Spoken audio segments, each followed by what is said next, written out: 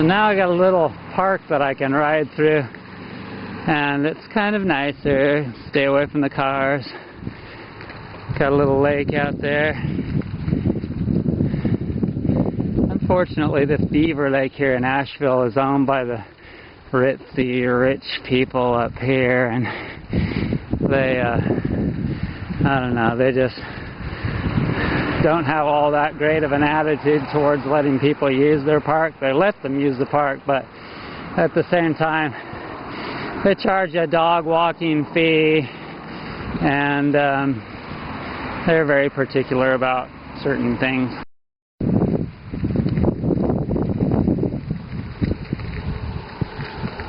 It's really pretty.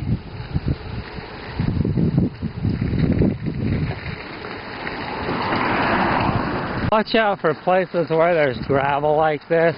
They decided to put this in there because obviously there was some ruts, but the bicyclers got to really watch. So if you live in a hilly area like Asheville, North Carolina, then you've got to have a lot of gears so that you can traverse these hills.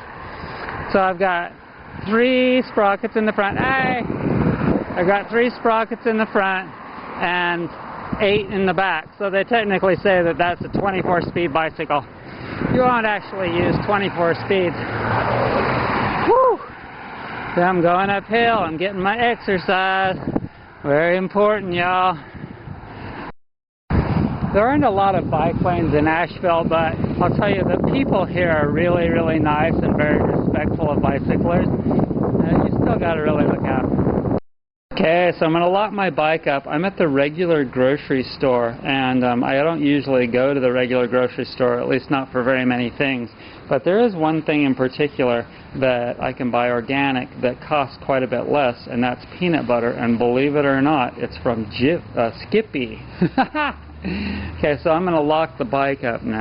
So you have a choice as to what kinds of foods you want to buy. You know that. I know that. But do you look at the labels? Let's take a look at one of these labels. The second ingredient is sugar in this one. Nah. Let's see. What about this? Sugar, fully hydrogenated vegetable oil. I'm going to say that again. Fully hydrogenated vegetable oil. Anybody that's read anything about that knows that they better stay clear the hell away from that. And so what I'm going to buy is this Smucker's Organic Peanut Butter. And the nice thing about it is that I can look at the color here and I can tell that it still has the skins mixed in with it. The skins are very nutritious, and I can tell just by eating it that I'm getting more vitamins and more minerals. Okay, so while I'm in here, I wanted to grab a product to take a look at the ingredients label and see if this is actually healthy or not. This is Kellogg's Raisin Bran Extra. And you know, you always see these commercials on TV and they tout this as actually being healthy. The third ingredient on here is sugar. If you want to keep a healthy body and you don't want to get depleted of minerals, and I have to stay quiet because you know that the managers would kick my ass out of here if they caught me making a video. But sugar, you know that's not healthy. It's been depleted of its minerals. It's had all of the iron and everything else taken out of it. What's removed is actually then considered molasses. Okay? The fourth ingredient is yogurt cluster. Yogurt confectionery coating, sugar, palm kernel, and palm oil, non-fat milk powder. Stay clear the hell away from dairy because that's not healthy either. Dairy is like glue in your body, okay? Let's see. Yogurt is here. Added, color added. Artificial flavor. Vanilla crunch, bleached wheat flour, sugar, palm oil, salt, baking soda, artificial flavor, soy lecithin, crisp rice, rice, sugar, salt, high fructose corn syrup, malt flavoring, niaminoside, and it's got some vitamins in it anyway, glycerin, High fructose corn syrup again. See, there's multiple things in here that have high fructose corn syrup and dairy in it. Do you guys read this? Do you read these labels? Anyways, so you get the picture. So the question that some of you might be asking is, now that I'm out of the store and can talk at full volume without getting busted, is, well, why do they put all that crap in the food?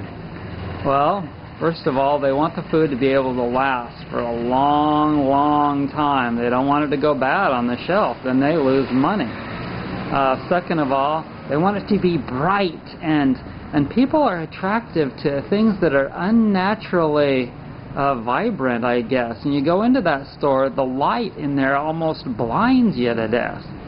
And so, let's see, maybe the chemicals are addictive. You know, they put chemicals in tobacco, and they say that they're trying to get you addicted to that. So, anyway, so now I'm going to take my bike off the lock and get out of here and go to the post office.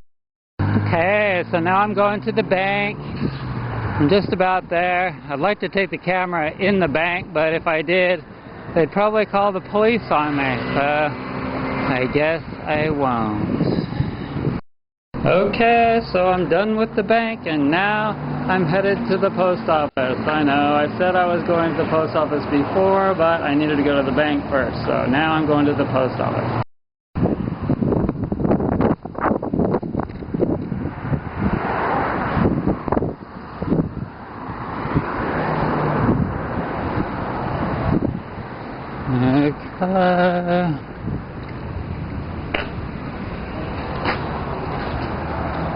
I like to take my bike in the post office so that I don't get it stolen.